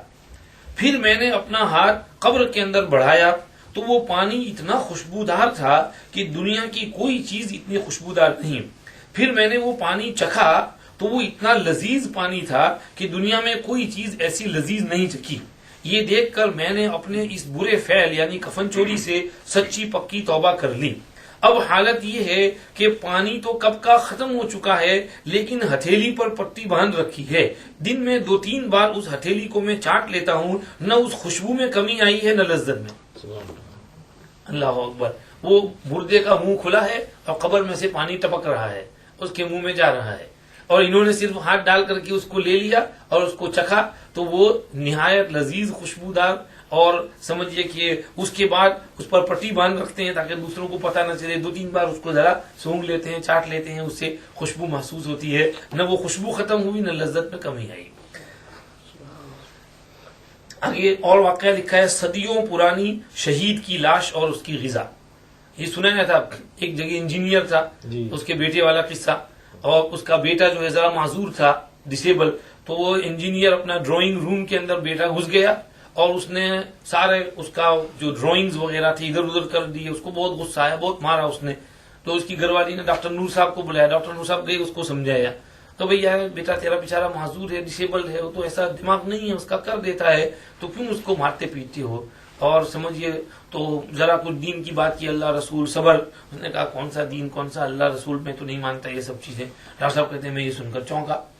تو میں نے کہا کہ میں آگے کچھ اور نہیں بولا کہ کچھ اور خدا نخواستہ زبان سے نکل جائے. خیر بات آئی گئی ہو گئی. کچھ مدت بعد، کچھ دنوں کے بعد، مہینے بعد میں نے دیکھا کہ اس کی حالت بہت سدھر گئی. جبہ ٹوپی نماز اور مسجد میں آنے لگا ہے. اس کی عجیب حالت ہو گئی ہے. میں نے اس کو پوچھا بھائی کیا ہوا یار؟ تو وہ کہنے لگا کہ کیا بتاؤں، عجیب قصہ دیکھا. کہنے لگے ہم فلاں جگہ سمجھیے انجینئرنگ کے ذیل میں نہر کی کھدائی کر رہے تھے، تو روڈ بنانا ہے، تو نہر کو ایک جگہ سٹاپ کر کے پانی دوسری طرف ڈائیورٹ کرنا ہے، پھر ادھر سے روڈ بنانا ہے. تو ہم نے نہر تو سٹاپ کر دی، پانی دوسری طرف کر دیا. اب یہاں پر جو پانی سٹاپ کیا، یہاں کھدائی کر رہے تھے تاکہ یہاں بھرتی کر کے پھر یہاں روڈ بنا سکیں. تو کھودتے کھودتے میں نے دیکھا کہ ایک جگہ کچھ ورکرز جو ہیں کھڑے ہیں اور کچھ دیکھ رہے ہیں. تو میں نے کہا بھائی تم کام کیوں نہیں کر رہے ہیں؟ ادھر دیکھنے کے لیے گیا تو وہاں انہوں نے بتایا کہ ادھر دیکھو تو صحیح. دیکھا تو وہ اس کے نیچے سے ایک لاش نکلی تھی، اور وہ لاش بالکل جیسے ابھی کل ہی دفن کی ہو. اس پہ کفن بھی ہے لیکن خون کے دبے بھی ہیں کہیں نہیں. اور انہوں نے دیکھا کہ اس لاش کا منہ جو ہے اس کے اوپر کوئی فروٹ ہے، جیسے اسٹرابری چیری ہوتی ہے، اور اس میں سے کوئی رس نکل رہا ہے اور تھوڑی تھوڑی دیر بعد وہ اس کو اندر چوس رہا ہے، اور وہ فروٹ کا جوس جو ہے اس کے منہ میں جا رہا ہے. تو انہوں نے کہا کہ یہ دیکھو تو صحیح اللہ کی قدرت. اور یہ لاش وہ کہتے ہیں کہ اس نہر کے نیچے، وہ نہر کتنے برسوں سے بہ رہی تھی، ڈیکیڈ سے، سینچوریز سے، اور اس سے پہلے وہاں کوئی قبرستان ہوگا اور وہاں وہ سمجھیے مردہ دفن ہوا. کم سے کم 500 سال پرانی لاش تھی وہ، اور اندازہ یہ ہو رہا تھا یہ کوئی شہید کی لاش ہے. اور اللہ نے قرآن میں کہا شہید زندہ ہوتے ہیں. اللہ پاک نے اس شہید کو زندہ رکھا تھا، اور یہ اس کی غذا جو اس کو مل رہی تھی، بل احیاء عند ربہم یرزقون، اس کا ایک نمونہ دکھایا. کہتے ہیں اس سے میرا تو ایمان تازہ ہو گیا، یقین بڑھ گیا، تو اس لیے میں نے بھی سچی پکی توبہ کر لی، ذرا اپنے نماز روزے والی زندگی شروع کر لی. تو یہ سمجھیے انہوں نے یہ صدیوں پرانی شہید کی لاش جو ہے اس کا حوال لکھا ہے. اس طرح اور بھی بہت سے واقعات قبر میں خوشحالی کے نظر آتے ہیں. وہ بعضوں کا قصہ اس میں لکھا ہے کہ قبر سمجھیے ڈھانک دی لیکن پھر دوبارہ کھولی کسی ضرورت کی وجہ سے، تو کیا دیکھتے ہیں وہ قبر جو ہے وہ ایک دم چھوٹی تنگ نہیں، بلکہ اندر تو بہت کشادہ بہت بڑا کمرہ جیسا ہے، اور اس میں ایک پلنگ ہے، اور اس پلنگ کے ارد گرد پھولوں کے گلدستے اور فلاورز ہیں، اور انتہائی خوشبو مہک رہی ہے، اور وہ میت جو ہے اس پلنگ کے اوپر آرام سے بیٹھا ہوا ہے ٹھاٹ کے ساتھ. تو یہ قبر کے اندر اس کی خوشحالی جو ہے وہ کوئی خواب واب ڈریم نہیں، سچی نظر سے دیکھ رہے تھے کہ وہ قبر کھودی اور اس کے اندر جو کھودنے والا تھا اس کو یہ منظر دکھائی دیا۔ اللہ کے پاک پیغمبر صلی اللہ علیہ وسلم نے کہا ہے قبر یا تو جنت کے باغات میں سے ایک باغیچہ ہے یا جہنم کے کھڈوں میں سے ایک کھڈا ہے۔ تو اللہ پاک نے ان لوگوں کی قبر کو جنت کا ایک نمونہ بنا دیا تھا۔ اس سے اس حدیث کی تصدیق ہوتی ہے کہ جب کوئی رجل صالح عبد صالح قبر میں دفن ہوتا ہے تو اس منکر نکیر کے سوال جواب جب وہ صحیح دے دیتا ہے تو عذاب قبر آتا ہے، واپس چلا جاتا ہے، اور اس کے بعد اس کی قبر کو اتنا کشادہ کر دیا جاتا ہے جہاں تک اس کی نظر پہنچتی ہے، تا حد نظر اس کی قبر کشادہ ہو جاتی ہے، اور پھر وہ قبر میں آرام سے رہتا ہے۔ جنت کے دروازے اور وہاں کی کھڑکی وہاں سے کھول دی جاتی ہے اور جنت کی لہریں اور خوشبوئیں اس کی قبر میں آتی رہتی ہیں، تو اس کو فرحت محسوس ہوتی ہے، وہ آرام سے رہتا ہے۔ اس کے نیک اعمال ایک خوبصورت دوست کی شکل میں اس کے پاس آ کر بیٹھ جاتے ہیں، مرد ہو تو مرد، عورت ہو تو ایک سہیلی کی صورت میں، اور اس کے ساتھ بیٹھ کر کے باتیں کرتے ہیں، اس کو انس پہنچاتے ہیں، اس کے اعمال صالحہ کو اللہ یہ شکل دے دیتے ہیں۔ یہ وہاں پر سمجھیے کہ نیک مردے کی کیفیت ہوتی ہے، اور اس کے بالمقابل جو برا مردہ ہوتا ہے اس کی تو وہاں بہت گت نکلتی ہے، مار پٹائی۔ جب منکر نکیر پہلے یہ 3 سوال کرتے ہیں قبر میں رکھتے ہی، من ربک کا، ما دینوں کا، من نبیوں کا، تیرا رب کون، تیرا دین کیا، تیرے نبی کون۔ اور بعضوں سے یہ سوال ہوتا ہے کہ یہ صاحب کون ہے، اور حضور دکھائے جاتے ہیں۔ کیسے دکھائے جاتے ہیں؟ اللہ اکبر۔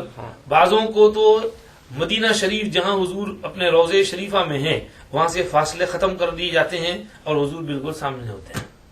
فاصلے کیسے ختم ہو؟ یہاں سے 6000 میل دور ہے مدینہ شریف، تو وہ نیچے کی دنیا ہی الگ ہے، وہاں پر فاصلے ختم اور وہاں پر حضور نظر آ جاتے ہیں۔ اور بعضوں کا حال یہ ہوتا ہے اتنے خوش نصیب کہ حضور خود ان کی قبر میں تشریف لاتے ہیں، اور پھر فرشتہ پوچھتا ہے کہ یہ کون ہے؟ وہ جواب دیتے ہیں یہ محمد الرسول اللہ ہیں، یہ ہمارے پاس اللہ کی طرف سے واضح دلائل لے کر کے آئے تھے، ہم نے ان کو مانا تھا، یقین کیا تھا، میں تصدیق کرتا ہوں، کلمہ پڑھتا ہوں لا الہ الا اللہ محمد الرسول اللہ۔ جب وہ اس کو سمجھیے کہ کہہ دیتا ہے تو پھر ظاہر ہے وہاں پر حضور بھی پھر استقبال کرتے ہیں، بغل گیر ہوتے ہیں، خوش ہوتے ہیں کہ میرا امتی بہت نیک کام کر کے میرے دین کی بہت خدمت کر کے آیا ہے، لاؤ اس کو نوازتے ہیں۔ بتایا تھا امام بخاری رحمۃ اللہ علیہ کا انتقال ہوا تو ادھر جو ہے ان کے انتقال تو ہوا، ادھر ان کا کہاں بخارا میں جو رشیا میں ہے، اور ادھر ایک بزرگ جو ہے وہاں پر سمجھیے کہ مکہ شریف میں حرم شریف کے اندر خواب میں دیکھتے ہیں کہ رسول کریم صلی اللہ علیہ وسلم صحابہ کی ایک جماعت کے ساتھ کھڑے ہیں۔ تو انہوں نے خواب دیکھنے والے نے پوچھا یا رسول اللہ آپ کیوں کھڑے ہیں، کس کا انتظار کر رہے ہیں؟ فرمایا محمد ابن اسماعیل کا انتظار کر رہا ہوں۔ نام بخاری کا ہے محمد بن اسماعیل۔ یہ کہتے میں نے وہ وقت نوٹ کر لیا جب میں نے یہ خواب دیکھا تھا، بعد میں پتہ چلا کہ اسی وقت امام بخاری کا انتقال ہوا تھا جب وہ ادھر خواب دیکھ رہے تھے۔ تو حضور پاک صلی اللہ علیہ وسلم سے جاتے ہی نیچے ملاقات اور آپ کا استقبال اور آپ کی طرف سے سمجھیے کہ یہ انعام جو ہے انسان کو ملتا ہے، یہ تو خوش نصیب مومن کا حال ہے۔ اس کے بالمقابل جب کوئی بد نصیب ہوتا ہے اور اس سے جب سوال پوچھے جائیں اور وہ جواب میں ڈگمگاتا ہے، یا تو کافر ہوتا ہے یا منافق ہوتا ہے، دونوں کہہ دیتے ہیں ہائے ہائے لا ادری، مجھے کچھ پتا نہیں، مجھے کچھ پتا نہیں، لوگ بولتے تھے میں وہی بولی بولتا تھا جیسے سب لوگ کہتے تھے، میں بھی کہتا تھا، میں ماننے والا نہیں تھا۔ تو پھر فرشتے کہتے ہیں ہاں تو دنیا میں شک کرتا تھا اور شک کرتا کرتا مرا، اب تو یہاں آیا ہے تو اب تیرے اس کی سزا بھگتے گا، اس شک کرنے اور انکار کرنے کی سزا میں تجھے سزا ملے گی۔ اس کے بعد جنت کا یہ دروازہ کھولا جاتا ہے، دکھایا جاتا ہے، دیکھ اگر تو نیک عمل کرتا، ایمان لاتا اور عمل صالح ہوتے تو وہ تیرا ٹھکانہ ہوتا، لیکن تو نے اس کو گنوا دیا اور ضائع کر دیا۔ اب نیچے کی طرف دکھایا جاتا ہے کہ نیچے وہ دیکھ اسفل سافلین سجین میں، اب تیرا وہ ٹھکانہ ہوگا۔ اور اس کے بعد ان کے ہاتھ میں ہتھوڑا اور گرز ہوتا ہے، اسے مارتے ہیں، اس کی پٹائی ہوتی ہے، اور اس کے بعد سانپ اس کی قبر میں آتے ہیں، کاٹنا شروع کرتے ہیں، اور یہی وَمِن وَرَائِهِمْ بَرْزَخٌ إِلَىٰ يَوْمِ يُبْعَثُونَ۔ اس کے ذہن میں حضور پاک صلی اللہ علیہ وسلم نے فرمایا کہ مردے پر جب وہ برا اور خبیث ہوتا ہے اس کی قبر میں کالے سانپ مسلط ہوتے ہیں، ایک اس کو سر کی طرف سے کاٹنا شروع کرتا ہے، دوسرا پاؤں کی طرف سے، حتیٰ کہ کاٹتے کاٹتے وہ بیچ میں آ کر کے اس کو ملتے ہیں۔ یہ حدیث میں فرمایا۔ بعض بڑے گنہگار ہوتے ہیں تو ان کے لیے حضور نے فرمایا 99 سانپ ان کی قبر میں رکھ دیے جاتے ہیں، اور سمجھیے وہ ہر وقت عذاب کے اندر رہتا ہے، اللہ اس عذاب سے ہماری حفاظت کرے۔ نبی نے تو کہہ دیا تھا، ہمیں تو نبی کی بات پر یقین، اور یہاں پر سنو ان قصوں میں کہ جن میں واقعی دیکھا گیا کہ وہ سانپ جو ہے کسی کو کاٹ رہا ہے اور سمجھیے اس پر بیٹھا ہوا ہے. جب منگلا ڈیم پاکستان کی تعمیر ہو رہی تھی اور بند باندھا جا رہا تھا اور مٹی ادھر ادھر اکٹھی کی جا رہی تھی تو اس کام کے دوران بلڈوزر نے ایک قبر کو کھول دیا. اس قبر میں ایک مردہ لیٹا ہوا تھا اور اس کے منہ کے اوپر ایک سانپ بیٹھا ہوا وقفہ وقفہ سے اس کو ڈس رہا تھا. یہ نظارہ وہاں کے تمام لوگوں نے دیکھا. چنانچہ کچھ اللہ والوں نے ذکر اذکار شروع کر دیے اور اس مردے کے لیے عذاب میں تخفیف کی دعا مانگی, درود شریف اور قرآن مجید پڑھنا شروع کیا. کچھ دیر بعد یہ سانپ کہیں غائب ہو گیا. یہ واقعہ وہاں کے انجینئر نے بتایا جو ان دنوں بند کے بنانے پر مأمور تھے. آگے اور اس میں لکھا ہوا ہے قبر کی ٹانگ فوجی کی ٹانگ گھٹنے تک گلی ہوئی تھی. یہ بھی سنایا تھا وہاں پر فوجی کی ٹانگ والا قصہ کہ وہ سمجھیے 65 کی جنگ میں کا قبرستان میں وہ سمجھیے کہ نگرانی کرتے تھے تو ایک قبر سے کھٹ کھٹ کھٹ آواز آنے لگی تو اس طرف گیا فوجی کی کہاں سے آواز آ رہی تو دیکھا کہ یہ قبر جو ہے شالو ہے اور پتھر ہیں اس کے نیچے. اس نے اپنے وہ ریوالور کے بٹ سے وہ پتھر ہٹائے تو نیچے سے وہ ہڈیاں نظر آئیں اور ان ہڈیوں پر ایک بچھو بیٹھا ہوا تھا. وہ جب ڈنک مارتا تو وہ ہڈیاں سکڑتی اور کھٹ کھٹ آواز آتی جب جب سکڑتی. تو انہوں نے سوچا کہ یہ کوئی مردہ ہے برا اور گنہگار مردہ ہے اس کی عذاب ہو رہا ہے. انہوں نے سوچا لاؤ میں اس بچھو کو مار دیتا ہوں تاکہ اس کو تخفیف ہو جائے. تو اپنی ریوالور گھمائی اور اس کی طرف پوائنٹ کی تو اتنے میں وہ بچھو جو ہے ان کی طرف دوڑا تو اس کی دہشت اتنی تاری ہوئی کہ یہ بھاگے. یہ کہتے ہیں میں بھاگتا بھاگتا کہ کہاں جاؤں بچھو پیچھے ہاتھ دوڑ رہا ہے. تو سامنے ایک ندی نظر آئی. یہ کہتے ہیں میں نے سوچا بچھو پانی میں تو نہیں آئے گا تو ندی میں گھس گیا کراس کر کے دوسری طرف. ابھی اس طرف سے نکل ہی رہا تھا ابھی میرے پاؤں جو ہے اس میں تھے کہ وہ بچھو بھی پانی کے پاس آ گیا. اس نے اس پانی میں ڈنک مار دیا. پانی اتنا گرم ہو گیا کہ اس سے ان کی ٹانگ جل گئی اور سمجھیے کہ یہ وہاں گر گئے. اور اس کے بعد سمجھیے کہ ان کو لے جایا گیا آپریشن کے لیے پاکستان فلاں ہاسپٹل فائدہ نہیں. امریکہ بھیجا. وہاں پر بھی ڈاکٹروں نے علاج کرنے کی کوشش کی لیکن نہ بیماری پکڑی گئی ہو گیا اور ان کی ٹانگ جو ہے وہ ہمیشہ کے لیے ختم ہو گئی. ویل چیئر باؤنڈ ہو گئی. وہ یہ قصہ وہاں پر لکھا ہے اور اپنی آنکھوں سے وہ دیکھا قصہ. آگے اور بھی اس میں کچھ اس طرح کے ڈراؤنے قصے لکھے ہوئے ہیں. ہاں ایک سن شہزاد کے جو مطلب بہنوئی ہیں ان کے پاس انٹرنیٹ پہ ایک فوٹو ہے ایک آدمی کا آیا تھا. ہاں اب یہی بتائیں گے میرے اندر تو اتنی وہ ہے نہیں. ہاں تصویر تھی خبر کے اندر کی. اچھا اندر کی تصویر اندر کی تصویر تھی انٹرنیٹ پہ کافی وہ اویلیبل تھی. اچھا کہتی ہے کہ اس کی پسلیاں ایک دوسرے کے اندر گھس جاتی ہیں اور حضور نے اس کو سمجھانے کے لیے انگلیاں ایک دوسرے میں انٹرلاک کی کہ یہ انگلیاں جس طرح چلی جاتی ہیں تو اس طرح قبر کی پسلیاں بھی ایک دوسرے کے اندر گھس جاتی ہیں. صحیح. اللہ حفاظت فرمائے. تو یہ بالکل حضور کی حدیث کی تصدیق ہے. اللہ کے رسول نے جو کہا بالکل سچ ہے. وہ دیکھ کر بولتے تھے جو اللہ کی طرف سے دفنانے والے تھے انہوں نے کہا تھا کہ یہ تو بظاہر بالکل ٹھیک تھا. ودن 24 آور انہوں نے نکالا اس کو. تو جب دفنایا تھا تو یعنی صحیح جیسے مردہ ہوتا ہے لیکن ودن 24 آور اس کی حالت جو تھی وہ تصویر میں صاف واضح تھی. اپنے والدین کے لیے ہاں بالکل. جب اس کے پوچھا گیا اس کے والد سے کوئی شیخ تھے کہ آپ بھائی تمہارے بچے کے ساتھ ایسا معاملہ ہے کیا وجہ ہے تو اس کے والد نے بتایا کہ نمبر 1 فرما بردار نہیں تھا بدتمیزی کرتا تھا ہمارے آگے اور بے نمازی تھا بہت زیادہ. تو انہوں نے کہا اس کے لیے دعا کرو معاف کرو اس کو. تو اس کے لیے پھر دعائیں مغفرت کرو کوئی کرو تاکہ اس کو کوئی صدقہ کرو اس کی طرح. ہو سکتا ہے اللہ پاک نے اسی لیے دکھایا ہو کہ لوگ ذرا اس کی طرف سے صدقہ خیرات کریں تو اس کو فائدہ ہو. صحیح. تو تصویر ہے بالکل 2-3 تصویریں انہوں نے لی تھی پھر کافی اویلیبل تھی انٹرنیٹ. دیکھ سکتا ہے اس کو. اچھا حاجی صاحب کو ویب سائٹ کا نام کیا ہے؟ نیند غائب. میں نے دکھانے کی کوشش کی تھی لیکن نہیں دیکھا. میں تو سن کے مجھے عبرت ہو رہی ہے رات نیند حرام ہو جائے گی. نہیں اس کا یہ کہ آدمی سوتے وقت ذرا کلمہ استغفار آیت الکرسی آمن الرسول وہ تو اتنا قل هو اللہ قل هو الناس. لیکن جب گناہوں کی لسٹ پیچھے نظر آتی ہے کمپیریزن ہوتا ہے تو پھر نہیں اس میں اتنا یاد رکھے آدمی کہ بھئی التائب من الذنب کمن لا ذنب له. جو آدمی گناہ سے سچی پکی توبہ کر لے تو وہ ایسا ہے جیسے گناہ کیا ہی نہیں.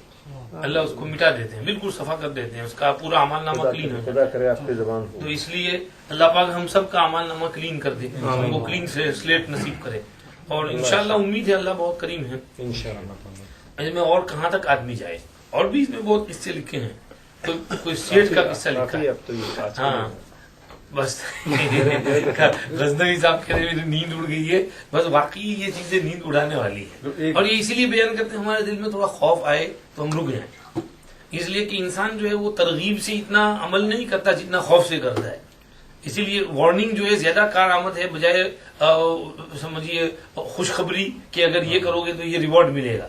ریوارڈ کے بچوں کے ساتھ بھی ہم دیکھتے ہیں، بچوں کو اگر وارننگ دیتے ہیں کہ خبردار جو ایسا کیا تو یہ سزا ملے گی فوراً، اگر ریوارڈ کہیں کہ یہ کریں گے تو یہ ریوارڈ دیں گے، تو کیا نہیں کیا ایسا ہوگا، لیکن اگر وارننگ دے دیں کہ دیکھو اس کی سزا یہ ہے، ایسا کرو گے تو تمہارے پیرنٹ کو ہم اطلاع دیں گے، ان کو بلائیں گے، ان کا اخراج ہو جائے گا، اور یہ وارننگ، تو پھر بچہ بالکل سمجھ جاتا ہے۔ تو یہ اللہ پاک قرآن شریف میں اسی لیے ہم کو جگہ جگہ یہ وارننگ سناتے ہیں تاکہ آدمی عبرت پکڑ لے، سدھر جائے، سمجھ جائے۔ اللہ ہمیں اپنی زندگیاں سدھارنے کی توفیق نصیب فرمائے۔ آمین۔ ایسے یہ ہے بھی، اور ایک اور ان کا بھی قصہ لکھا، انہوں نے اپنی آنکھ سے دیکھا تھا، وہ کہتے ہیں میری طبیعت کو نارمل آتے آتے کئی دن ہو گئے، اور طبیعت بگڑ گئی، بخار آ گیا، اس کے بعد ذرا توبہ، استغفار، ندامت، اور اس کے بعد حالت درست ہوئی۔ تو کبھی جو ہے ایسا ہوتا ہے، ڈاکٹر نور محمد صاحب کراچوی رحمۃ اللہ علیہ نہیں، وہ اس میں ان کا وہ لکھا ہے نا، ان کے ایک دوست تھے، تو ان کے گھر سے ایک دن فون آیا کہ بھی ان کی حالت بہت بری ہے، آپ آؤ ذرا ان کا کچھ کرو، یہ 3 دن سے نہ کھا رہے ہیں، نہ پی رہے ہیں، نہ بولتے ہیں، نہ کچھ کہتے ہیں کسی سے، آپ کے دوست ہیں، شاید آپ کا کچھ مانے۔ یہ کہتے ہیں میں گیا اور دیکھا مسجد ایک کونے میں بیٹھے ہوئے روئے جا رہے ہیں، مجھے کیا ہوا یار، کچھ بتاؤ تو صحیح۔ میں نے ایک وظیفہ کھینچا اور اللہ میاں سے دعا مانگی کہ اللہ یہ قبر والوں کا کیا حشر ہے، کیا حال ہے، مجھے دکھا دے۔ تو اللہ نے میری دعا سن لی۔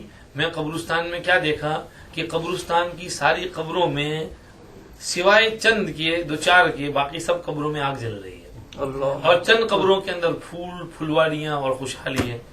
تو میں نے جب سے وہ منظر دیکھا تو بس وہی دماغ میں گھوم رہا ہے، میں نہ کھا سکتا ہوں نہ پی سکتا ہوں۔ تو ڈاکٹر صاحب کہتے ہیں میں نے کہا کہ اللہ کے بندے تو نے ایسی دعا مانگی کیوں؟ جب تو کمزور دل والا ہے، تیرے اندر اس کے برداشت کرنے کی طاقت نہیں ہے، تو تجھے ایسی دعا نہیں مانگنی چاہیے تھی۔ اب تو اسی لیے تو حدیث میں ہم کو کہا ہے کہ اگر تم لوگ، مجھے یہ ڈر نہ ہوتا کہ تم مردوں کو دفن کرنا چھوڑ دو گے تو میں اللہ سے دعا مانگتا کہ تم کو قبر کا حال دکھائے، لیکن چونکہ مجھے یہ ڈر ہے کہ تم قبر کا حال دیکھ لو گے تو تم اتنے ڈر جاؤ گے کہ کب مردوں کو دفن کرنا چھوڑ دو گے، اس لیے میں ایسی دعا نہیں مانگتا۔ اور فرمایا اگر تم یہ باتیں دیکھ لو جو میں دیکھتا ہوں تو تمہارا کھانا پینا نیند حرام ہو جائے، اور میدانوں میں نکل پڑو اور چیختے ہی رہو اور اللہ کے سامنے گر گراتے رہو، یہ حالت تمہاری ہو جائے۔ لیکن حضور کا حوصلہ تھا، حضور تو دیکھ سکتے تھے، ہماری بس میں نہیں ہے، اس لیے ہمارے لیے اللہ نے وہ مناظر نہیں دکھائے۔ تو یہ ڈاکٹر صاحب کہتے ہیں میں نے اس کو کافی تسلیاں دیں، اللہ کی رحمت اور مغفرت اور اس کی کچھ آیتیں اور اس کی کچھ چیزیں سنائیں، کچھ اچھے قصے سنائے، تو ان کی طبیعت تھوڑی سیٹل ڈاؤن ہوئی۔ اور کہتے ہیں کہ اس کے بعد ان کو گھر لے گئے، کچھ تھوڑا بہت کھلایا، کچھ طبیعت کچھ دن بعد وہ نارمل ہو گئی۔ تو ایسا ہوتا ہے، یہ تو انسانی نیچر ہے۔ بہرحال چونکہ یہاں پر یہ ہے وَمِن وَرَائِهِمْ بَرْزَخٌ إِلَىٰ يَوْمِ يُبْعَثُونَ، اور حدیث میں بھی یہ آیا ہے، اس لیے ہم نے ذرا اس کا تذکرہ کر دیا۔ آگے فَإِذَا نُفِخَ فِي الصُّورِ، جب سور پھونکا جائے گا تو فَلَا أَنْسَابَ بَيْنَهُمْ، آپس میں ان کے رشتے نہ رہیں گے۔ ویسے چلیں 9 ہو گئے ہیں، اب نیکسٹ ویک پڑھیں گے، ذکر شروع ہو گیا، تھوڑا ذکر کر لیتے ہیں۔ چلو پھر نیکسٹ ویک صحیح، ہاں نیکسٹ ویک انشاءاللہ۔